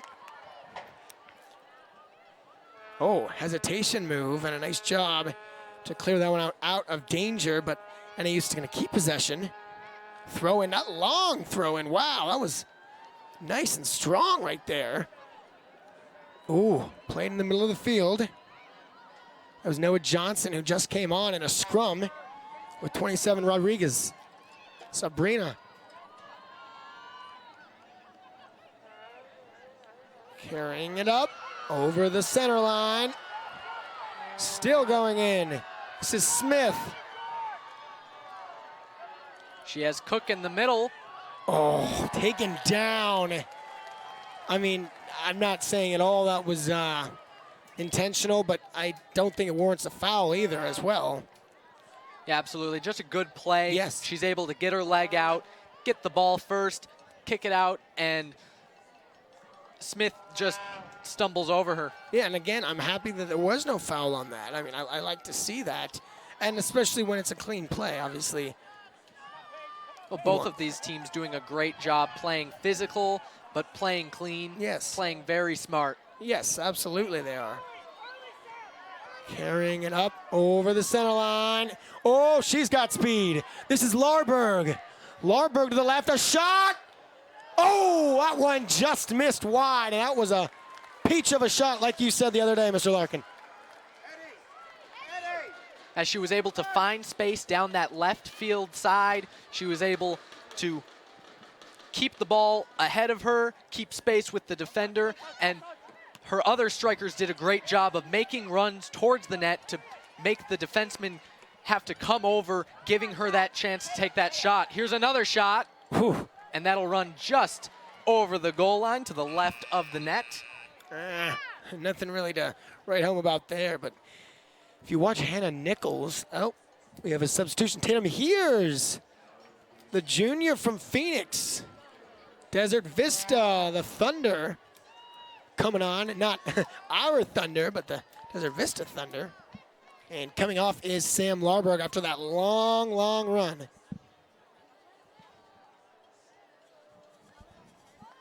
Well, plenty of high fives for her from her teammates in the technical area.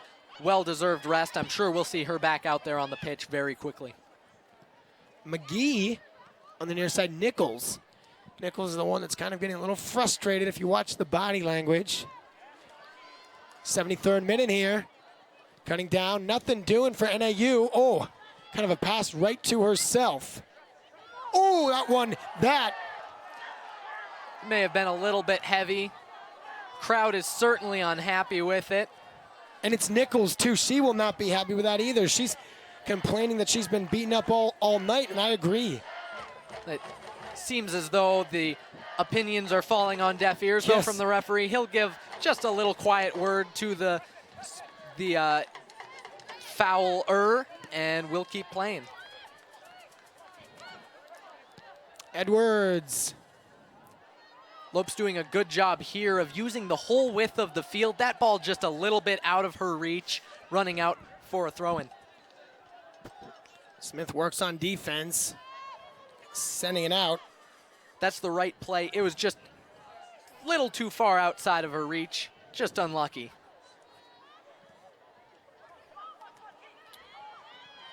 And here we go. Something for NAU maybe. Middle of the field shot, not even going to break a sweat for Burton. Well, I think that's the first shot on goal NAU has gotten. Oh, yeah, you're right. Burton is definitely happy that that's as wicked as it was.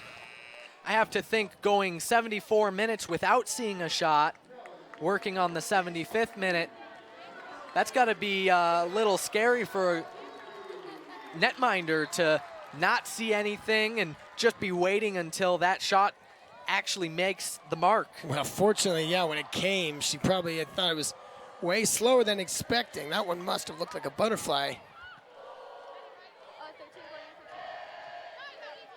75th minute. If there are no goals, we're not even close to being done with the fun. In the corner, played on, and it will be a goal kick. Thank you very much. Goal kick, thank you very much. Here it comes. The moon is all the way out now. I said the clouds were up, but that's really, really something.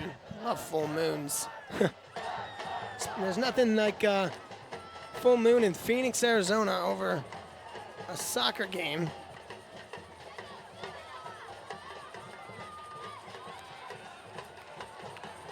In the middle, nice job. Lope's doing a good job not giving up on their attack. Cook able to find feet, played across the area, and out safely. Lope's looking to rebuild here as they regain possession. Nice Able job to find keeping some it. space. Martinez. Oh! Couldn't get it off the head. Noah Johnson was who that was intended for. 5-4-27. Well, it looks like a Lope is down on the floor with cramp from the looks of it. Getting looked at by one of her teammates. And she's up to her feet. She'll walk it off. Fortunately, not a lot of injuries or hurting any players accidentally or. Well, our medical staff here at GCU is world class. Yeah. But they would prefer to sit throughout the game instead of come in and help out. They'd like to be free spectators.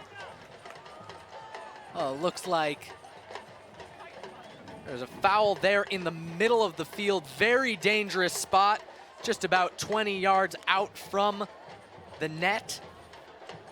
The referee will have fun with this one as it will be a ceremonial kick. He'll put the wall the proper 10 yards back, and we'll see here what the Lopes have in store with this restart.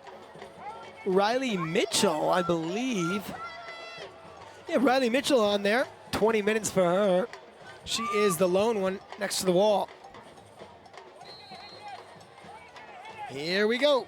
Inafuku. She'll take it. On the ground. No. Well, I'm not. Well, what do you hope for on that shot on the ground? Yeah, it was able to catch a deflection off of a defender who was jumping to try to stop the ball and keep it from hitting that upper 90. Good thought there, keeping it on the ground. Just enough speed taken off by the defender's foot, able to be collected by the keeper. And do the shooters also use that wall as a screen, sort of, to to block the goalie from seeing it, or is it just more or less? It depends on the keeper as NAU is able to find some space here. Oh, here comes something here. Into the box, left side, shot. Burton squeezes it into the breadbasket, no problems. Well, great job there by the Lopes to take away the striker's vision. She had numbers in the middle that were wide open. That should have been a sweaty. However, they were able to keep her on the ball and make her take the strike. Burton able to calm it down. Burton, yeah, you're happy. You're pleased with Burton here. 2 saves. NAU able to find some space again here. And she's finally being tested as the Lumberjacks have it in the middle of the field. Nothing really going on. They try to advance it. Burton will be ready back there. Far side. Got to be careful for an open play. Oh, that's a shot. Oh, well, no, I didn't know if they were trying to connect or not. Was that a shot or? A little bit of a shot pass, probably. Just a little bit too far for the striker to get a head on. As far as accuracy, that was actually pretty good, but yeah, you're right. Way too far from the head. Since I went in, that one's going to roll all the way down to Burton once more. Off the feet. She'll play with the feet. 79th minute. No score.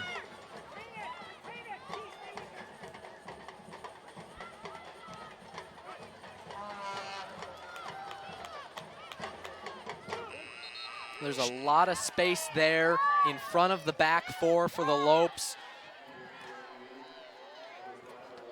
Coach Leader likes to use his midfielders on both the attacking half and the defensive half, which oftentimes wears them out. If I'm correct, I don't believe Cook has come out of the match once. You are correct, sir. 79 minutes for Cook, 79 minutes for Smith, and 79 minutes for Edwards. Well, and also, after ending the first half, Benham kicks it out. Cook, there she is. You just talked about her. Sam Durov back on and taken away. After being up 6-2 in shots for GCU at the halftime, it's now 10-7 NAU. All the momentum in favor of the Lumberjacks right now. I think it's what we were talking about. The Lopes have really opened up in the back half. They've pushed their midfielders forward. Here's a good attack here along the left side, but it's played out. Could not get the speed. JC Iranshad, she's trying to get that goal. Puts him ahead late.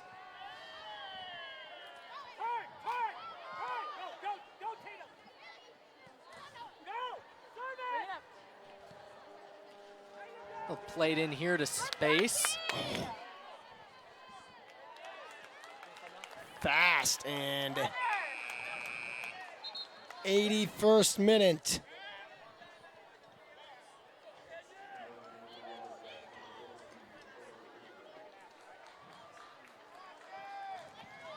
A couple substitutions happening here.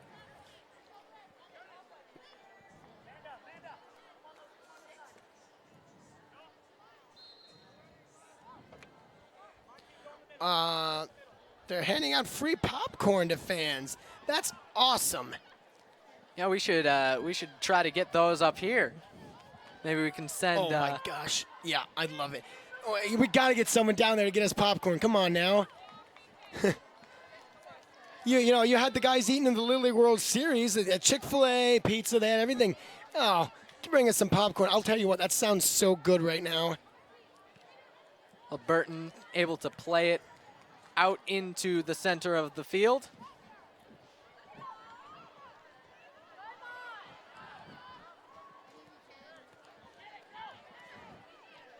Lopes doing a good job controlling the ball here. Pass down the line, but just out of bounds. It'll be a throw-in.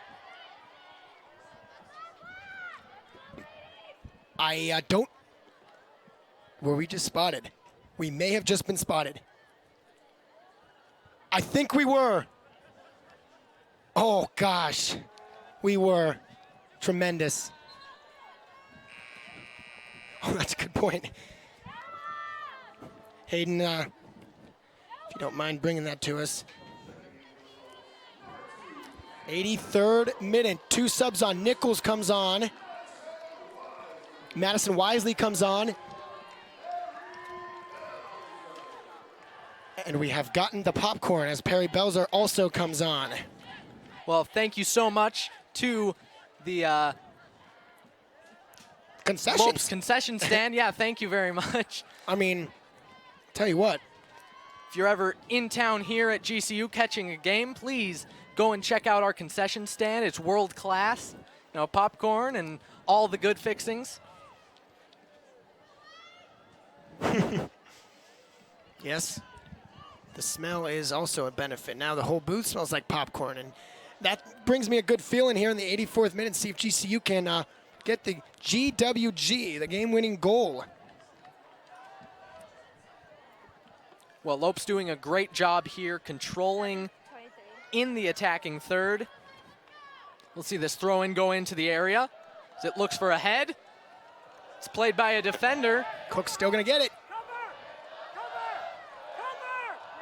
Oh, she's guarded, so pressed so far out there. And that one fizzles out completely. Well, the Havocs doing their part, making their presence felt, trying to spark something in this offense. Benham. Now they're gonna try and make something happen late.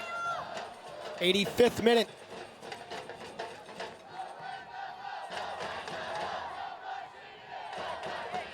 Middle, it's Nichols. Off the head of Cook. Larson. Belzer. Middle of the field. Montgomery for NAU. Down the wing. Here's nice play by Fiona Samadurov. And played away by Burton to the corner for throwing. That one off Samadurov, right off her chest, and good for a throw-in for NAU. So we'll see if any strategies really change here in the final 5 minutes, because one team needs a goal. Of course, they'll get it regardless of if it's overtime or not, but or unless it's a draw. But GCU looking for the win, and that would start a 2-game win streak, and then it would just keep it rolling, hopefully. Back to Burton.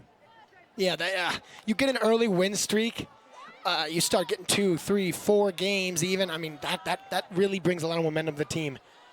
Here she comes. Down the left side. Oh, I thought she was almost tripped up. Nice job keeping her feet. The referee Edwards will play advantage. Good decision as she keeps going. into the box. Oh, crashing the net was Larson. Grabbed up by Benham. A great run there. Able to get deep, fights off the defender, and able to put a shot across the front of the net, unfortunately into the hands of the netminder. 87th minute here.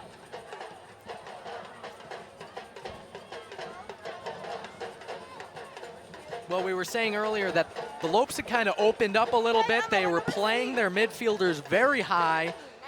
We're seeing the exact opposite now. We're seeing those midfielders coming back, helping out the back four. Looks like they're going to try to take this to the overtime. Yeah. Yeah, NAU with different plans here. Corner of the box. Shot, oh! Missed it.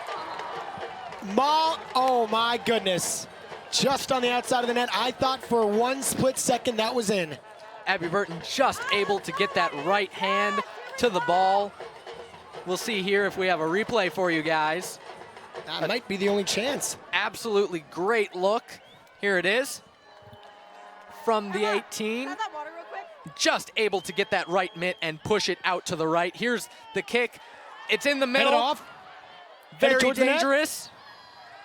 Still up. NAU keeps possession. They're really starting to get some shots off, but time is almost expiring. 88th minute. Can they keep it into OT? Here come the subs. Larberg and Mailing, two of their best players, each with a goal on the year. Very dangerous here with the ball in the attacking third. GCU playing with almost everybody back in the area. Staying on it, and that'll run out for a corner kick. Not what they want. NAU loves it. Lopes will take all 11 players and bring them inside the area to defend this. NAU looks like they'll send 9 forward. Their goaltender playing just about halfway between the center circle and her penalty area. 89th minute, a minute and a half away from overtime. And they're going to keep the pressure. So it's almost like a pooled goalie here in hockey where they're going to keep pressure, but GCU is able to clear. And now something on the back end, counterattack. No, not quite. Just not able to find the feet there. GCU with it, and it appears overtime is imminent here. About a minute 15 left on the match. Well, this is something I don't like to see. Looks like GCU striker is up ahead, harassing the goalie a little bit. If she gets in the way, she's just going to get a yellow card and a talking to. That's not very helpful at this stage in the match. Absolutely not. You got to be smart and do it for your team. 50 seconds remain. Sent down, and just too heavy, as Burton will stand over it and wait for the strikers to come to her. She'll pick it up, dribble it to the edge of the box, and play it out.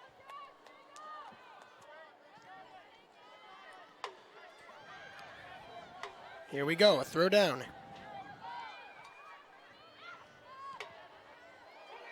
In the middle, this is Mailing. Tripped up in the box. Well, the technical area was screaming for a foul. The referee very adamantly throwing his arms out to his sides. No foul there. We're going to keep going. And that will bring us to the end of regulation. Yeah, that is it. 0-0 as we go to OT. We'll head into a 5-minute break here, followed by a 10-minute overtime, followed by a 2-minute break, and then another 10 minutes of overtime. Of course, the NCAA is golden goal, so the first shot to hit the back of the net will end the match.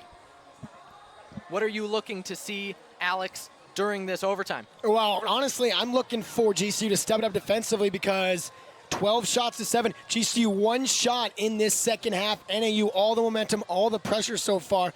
GCU just needs to forget about what has happened and try to put shots in the net.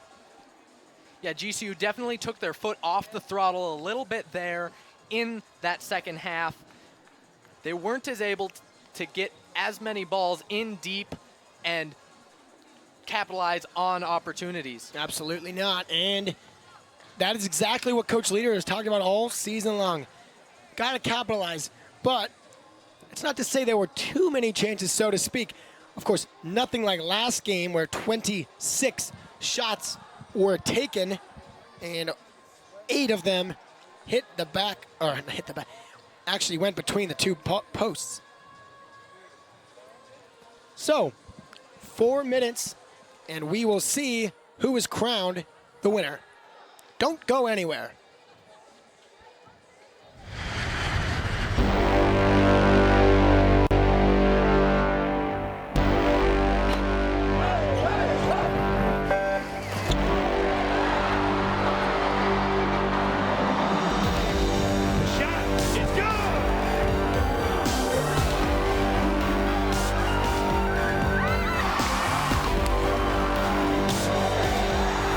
Thunder in the heart of Phoenix. GCULopes.com. Our armed forces' heroism, courage, and bravery give greater meaning to what it is to be an American. Grand Canyon University honors you and pays tribute to you and your family. As a community, GCU celebrates your service, your sacrifice, and your commitment. God bless all the brave men and women who put our country first. We want to do the same for you. GCU puts you first with its flexible and convenient online degree programs. We salute you and thank you for your service. Time. It's time for laughter and for play. Time for celebration and adventure. Summer is the time to share moments and create memories. Time to make the most of the long days and warm nights full of laughter and light and moments to remember. It's time you slowed down, time you switched off and forgot about time. When we look back on the life we create, the relationships we've nurtured, and the young ones we've raised, let this be the time we remember. GCU's online degree program puts you first, so you can make the most of your time. Find your purpose at Grand Canyon University. 2 minutes remaining until we kick off this overtime. And Luke, let's just quickly revisit the Sanderson Ford keys to the game. And after that, do you have a bonus key, maybe a key to this overtime period?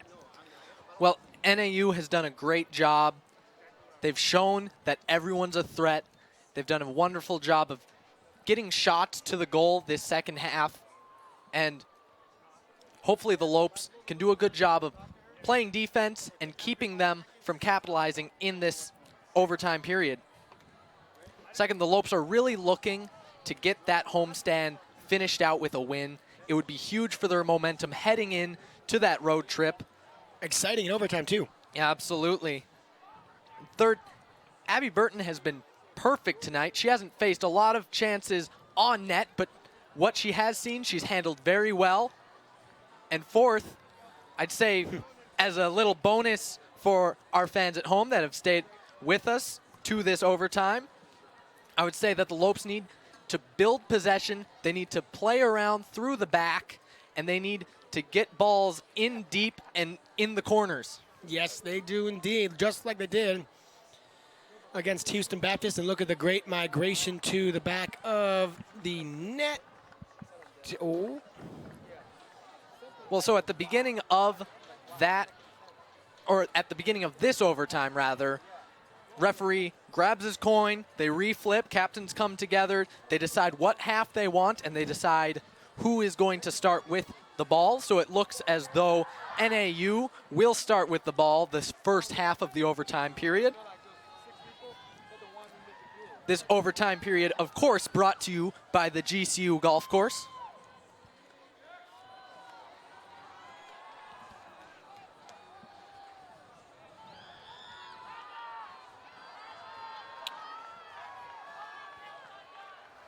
Set to kick off from the center circle, mailing.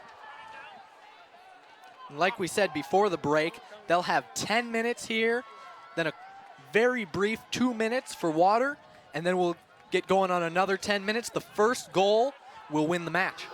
Yeah, and after 20 minutes of overtime, had there not been a score, a draw, correct? Yeah, if we're still even after those 20 minutes of overtime, it will be decided a draw. Always the worst draw, especially after a hard-fought battle like this. But, of course, a draw is better than a loss. But you'd rather take the win straight out. Only 3 90-minuters left for GCU. Well, NAU doing a good job here, setting up possession in the attacking third. Havocs trying to make their presence felt by the Lopes, be that 12th man. Here, Lopes able to find a little bit of space.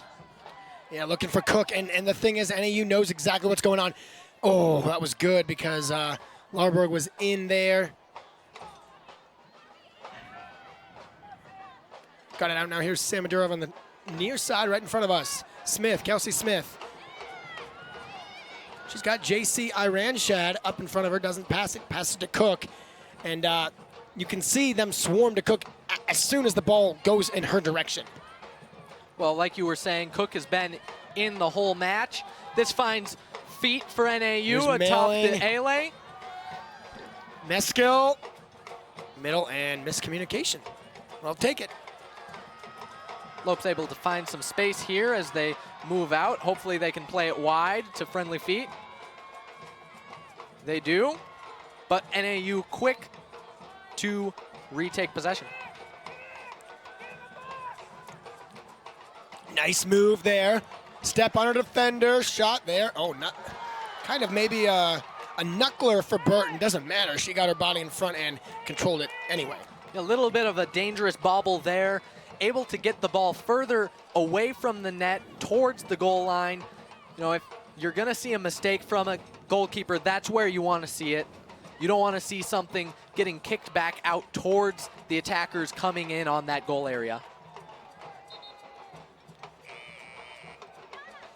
Looks like we have a substitution for the Lopes.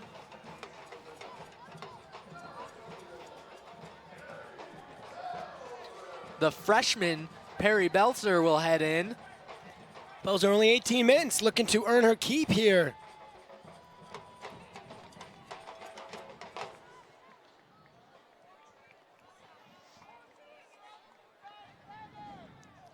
Lopes looking to set up possession here in the attacking third, with Cook taking a shot just over.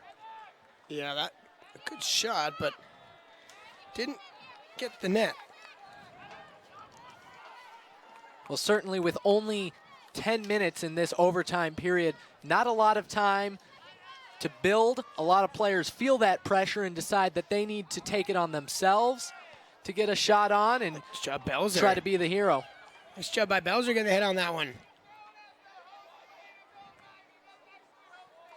And it'll be throw in there. JC Iranshad. Well defended.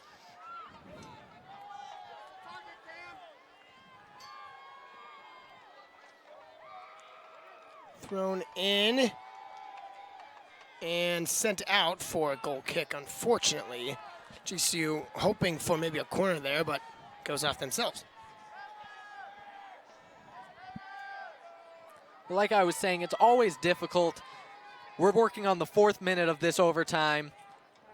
It's always difficult to decide to slow the match down and try to build possession because you feel the weight of that 10 minutes on your shoulders the whole time. Yeah, exactly. That's right, because you know, yeah, time's down, and one mistake really nails the coffin shut. Plenty nice of space pass on the far side for NAU. Poor play by NAU right there. Could have gone a give and go, waited way too long, and as a result, GCU came and took it. That's just lazy, sloppy play by the Lumberjacks. Well, NAU with the throw in here. Able to find friendly feet and space. Played out again for an NAU throw-in.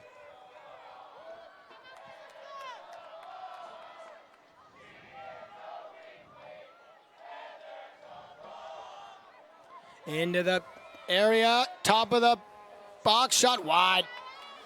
You saw when Burton was putting her arm up that was going to go wide.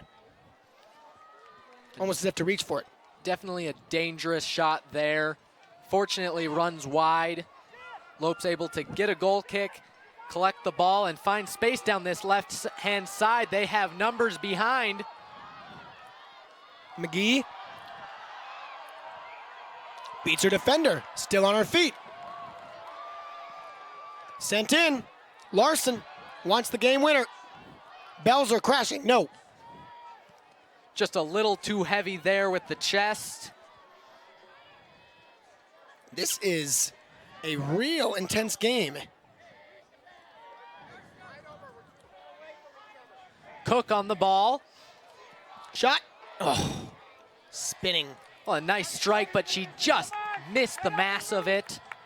Instead of getting the whole ball like she hoped to put it towards that far post, she got under it, spun off for a goal kick.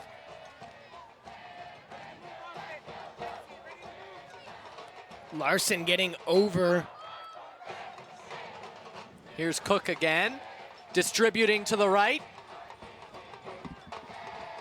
Ooh. And it will be a kick.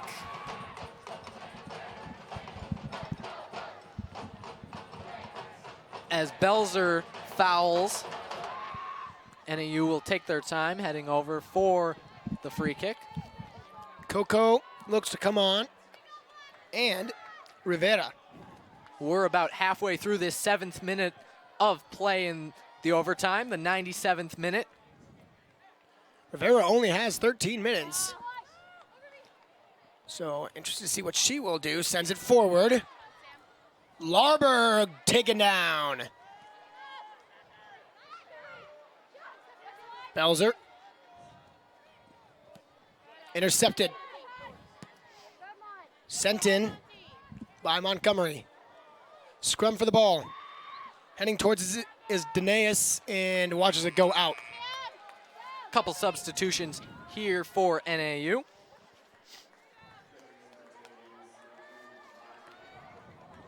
Mai-Tai Coco, there she is. She's a big player on this team. She'll be joined by Anna Rivera.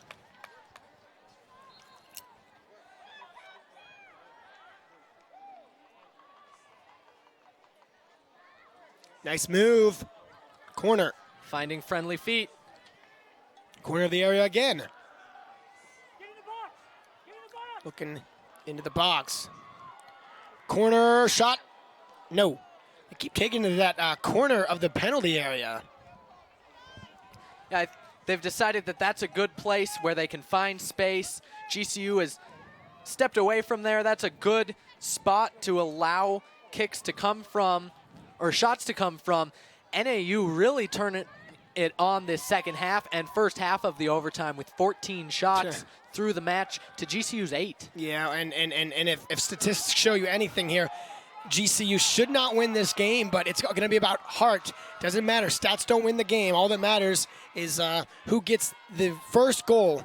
Unfortunate there for the Lopes. They had numbers in behind, just unable to handle that pass cleanly. Have to pass it back to the back four in order to play around and find some space, which is exactly what they're doing.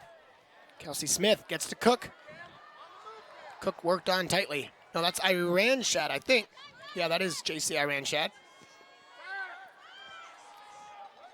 Here's JC with it. Trying for Larson.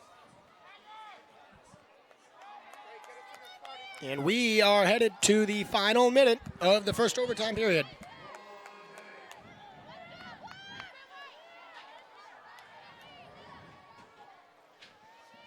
Well, here is a free or a goal kick for NAU as we head into the 100th minute of play. Into the second, getting almost to the second overtime. Hannah Nichols is so still. I mean, she's frustrated tonight. Hopefully, some of that can come to fruition here if they score. Belzer keeps it. Weaves through. Belzer, Larson. Middle of the field. Plenty of space there. Good strike. You could tell when the keeper was kind of, yeah, she read that all the way. That's all I'm going to say about that. Well, it was a good strike. Maybe not quite as heavy as she was hoping, as it was curving towards that left-hand post. But that will end the first overtime, and we'll have a very quick 2-minute break from play as the players will come out, get some water. They will converse about what they saw out there. Referees will come in. They'll get a quick break. Alex, what do you think after seeing a full 100 minutes of play? Well, I think NAU is really outplaying GCU right now, but maybe they can make something happen here in the final 10 minutes. Minute and a half left in this overtime break or water break. Don't go anywhere. We will be right back.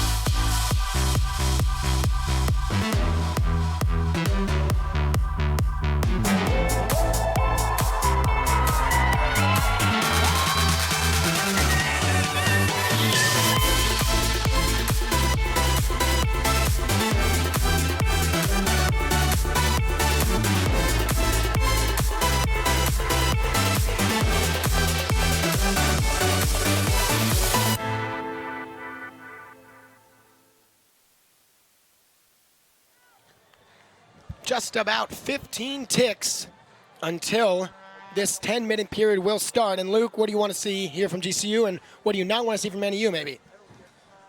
Well, I'd love to see GCU really step up and get that last goal. All it will take is one goal. They've been knocking on the doorstep all night. All they need to do is have the stars align and get that strike at the right time.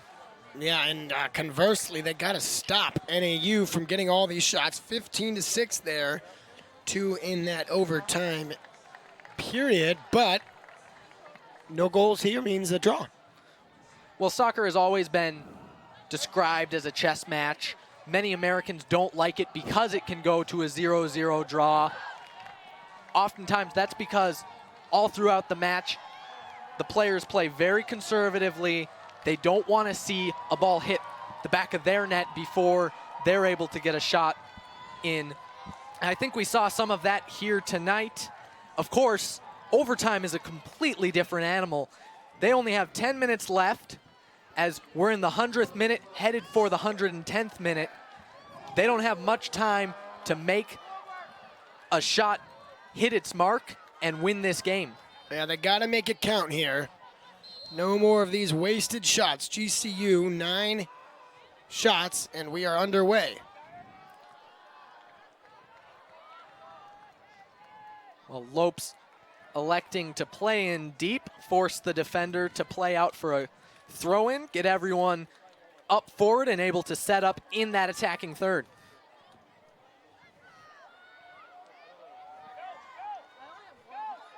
Here we go. Up with it come the Jacks.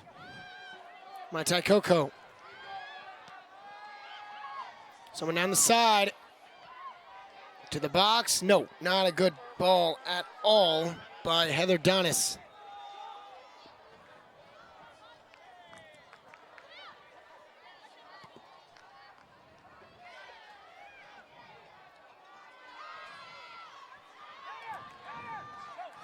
Good defense there by NAU in the center circle. Able to play it back and forward into the attacking third. GCU just does not seem to be able to hang with NAU right now. It seems like they're a little more tired and fatigued, but they just need to hang in there for 8.5 more minutes. Able to find friendly feet on top of the 18. Oh, Larson taken down and good for a possession for the Lumberjacks. Now the referee not impressed by the amount of hands he's seeing coming across the body. He decides, you know, that's enough. I've seen plenty from you. We'll have a free kick going out of the area. 19 for 13. Back on comes Larberg. Off comes Rivera. Middle of the field scrum. NAU with possession. Coco. Long ball. Is it too long? Got some nice loft on it. And that one over the net. Goal kick.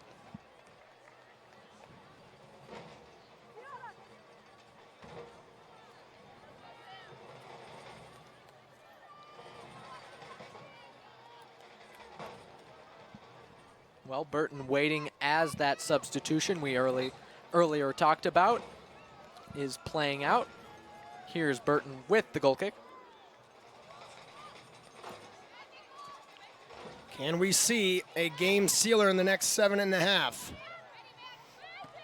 Doesn't look like it so far, but anything can happen in the snap of a finger. The play has tapered off from both teams as we've progressed into this game. Here again, that's almost the same play. Now can she have a teammate? Oh my gosh, they score, and the Lumberjacks have won it in the 4th minute of the second overtime. And it will come off of an own goal by Hannah Edwards. Coming back to play it, just gets a foot on it and gets it in behind Abby Burton. An unfortunate end for this match, turning out, looking like it was going to turn out to be quite a good match for the Lopes.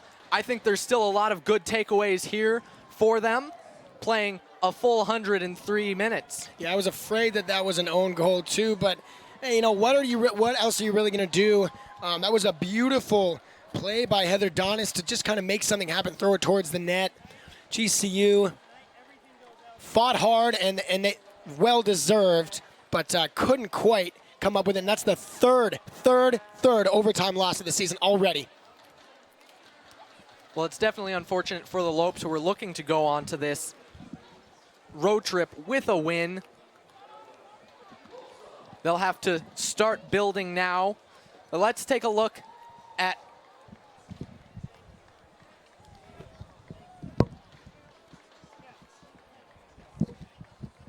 my apologies there. Let's take a look at our player of the match. Mackenzie Cook had a couple shots on goal, played a full match today, was really all over the pitch, wouldn't you say, Alex? Yep, she did a great job, but couldn't quite get it to get her team to win. Well, thank you for tuning in. Our next stream is tomorrow morning at 11:15 for the first chapel of school. The school year starts tomorrow. Please don't forget to follow us on Twitter, Facebook, and Instagram. Subscribe to our YouTube channel at youtube.com/GCU. Have a great night. Get ready for school and go Lopes.